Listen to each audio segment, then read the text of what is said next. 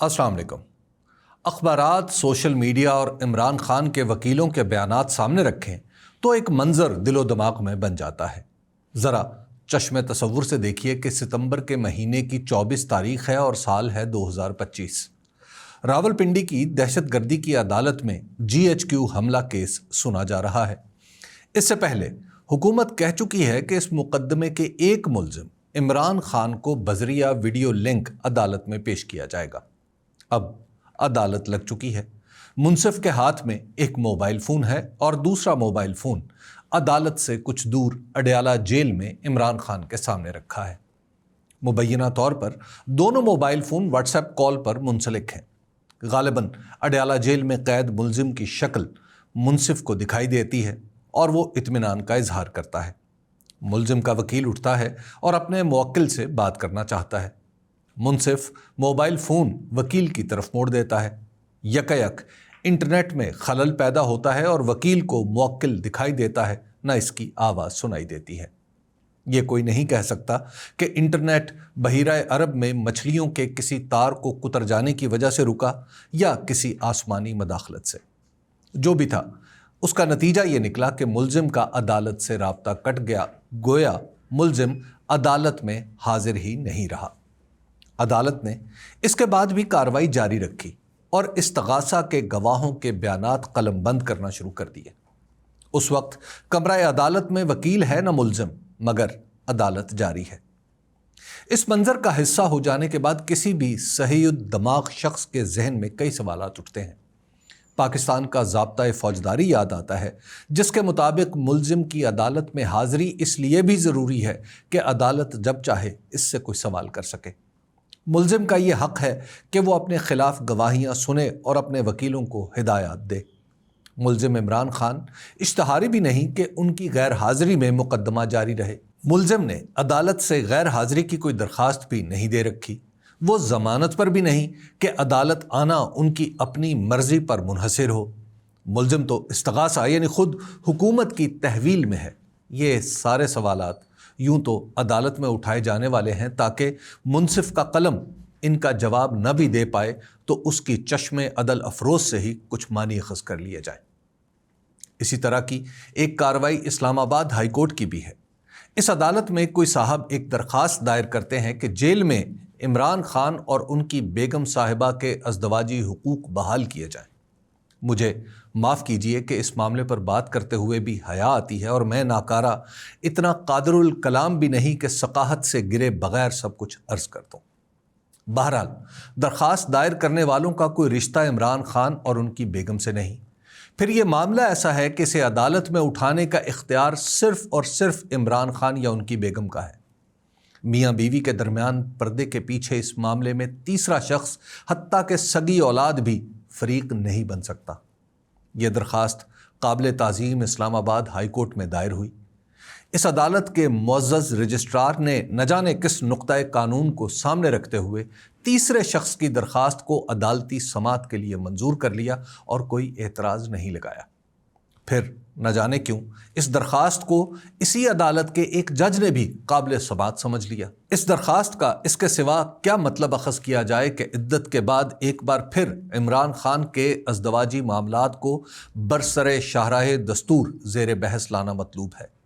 हालांकि इसी अदालत में इमरान खान के अलकादर ट्रस्ट केस की अपील दायर है, मगर इसे चीफ जस्टिस इज़्ज़त माब जस्टिस सरदार मोहम्मद सरफराज का हुस्न समात मुयस्सर नहीं। ऐसी सूरत में इस्लामाबाद हाई कोर्ट किसी तीसरे के कहने पर अज़दवाजी मामलात की तफसील सुनने का ज़ौक़ व शौक़ रखती है तो इस पर आफरीन ए माबद कानून आफरीन का हदिया तबरीक ही पेश किया जा सकता है।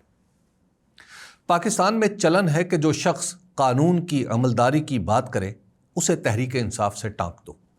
जो वकील अदालत में इंसाफ की दुहाई दे, इसे तहरीक इंसाफ का करार देकर इसकी दलील रद्द कर दी जाए।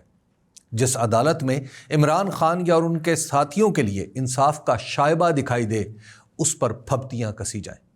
हुकूमती सरपरस्ती में गुड टू सी यू जैसे बेज़रर फ़िक्रों को बहतान बनाकर अदालतों के दरवाजे पर हज़रत मौलाना फजलुर रहमान और मोहतरमा मरियम नवाज़ की क़यादत में हुजूम किया जाए।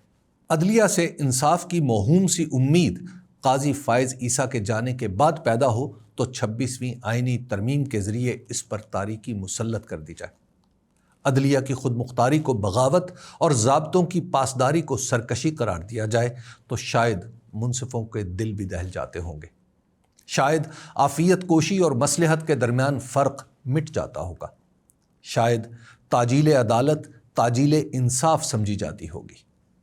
یہ سب کچھ ہوتا ہوگا، ہر انسان خدشہ و امید کے درمیان ہی زندگی گزارتا ہے، اس کے باوجود منصف کا منصب کچھ الگ ہے۔ حفص بن غیاث بغداد کے ایک حصے کے قاضی بنے تو ہم نشینوں کو کہا مجھ پر اضطرار کے باعث مردار کا کھانا حلال ہو چکا ہے، اس لیے قضا کا عہدہ قبول کیا ہے۔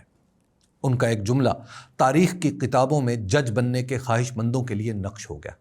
کہا قاضی بننے سے بہتر ہے کہ آدمی اپنی انگلیاں آنکھوں میں ڈال کر انہیں نکال پھینکے۔ جب تک قاضی رہے تو ہارون الرشید جیسے حکمران کو بھی خاطر میں نہ لائے۔ دوران عدالت کبھی خلیفہ نے بلا بھیجا تو عدالت کا وقت ختم ہونے کے بعد ہی گئے۔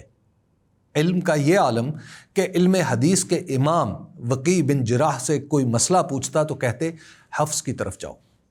جب منصب سے سبکدوش ہوئے تو وقی نے کہا کہ آج عدالت ختم ہو گئی۔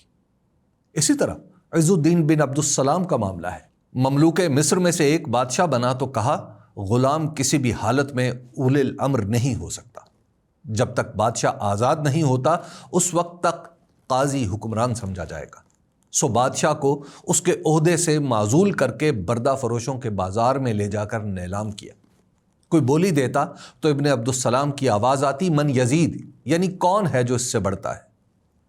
اسی قاضی کی سند لینے والے حکمران نے ہی تاتاریوں کی یورش کو روکا اور تاریخ بدل ڈالی۔ تاریخ بتاتی ہے کہ عدالت کا امتحان فقط اسی مقدمے میں ہوتا ہے جہاں ایک طرف حکومت ہو اور دوسری طرف وہ جسے حکومت نیست و نابود کرنا چاہے، ایک طرف اصول کی بقا ہو اور دوسری طرف حکومت اسے فنا کرنا چاہے۔ اس کے علاوہ جو بھی مقدمے ہیں وہ عدالت کا وظیفہ ہوتے ہیں، آزمائش نہیں۔ طاقت اور حکومت کے سامنے اصول کی بنیاد پر ڈٹ جانے والا ملزم اپنا رخت جاں تو ہتھیلی پر رکھے ہوتا ہے، مگر وہ چمکتی آنکھوں سے منصف کو بھی تاریخ کے کٹہرے میں کھڑا دیکھ رہا ہوتا ہے۔ پاکستان کی عدالتوں پر بھی پچھلے 3.5 سالوں سے عرصہ امتحان ہے۔ ایک طرف حکومت کی قوت و جبروت ہے اور دوسری طرف عمران خان۔ عمران خان کے خلاف کھرے ثبوت ہوں تو پاکستان میں شاید ہی کوئی ان کی سزا پر جزبز ہو۔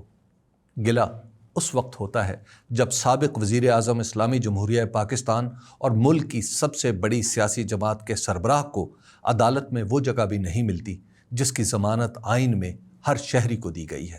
نہ جانے اذہان انصاف رس یہ کیوں نہیں سمجھتے کہ سقراط کو زہر کا پیالہ دے کر مارنے والے منصفوں کو شاید کوئی خلت فاخرہ مل گئی ہوگی، مگر سقراط کا خیال ایتھنز کی گلیوں سے نکل کر یوں پھیلا کہ آج تک نہیں سمٹ پا رہا۔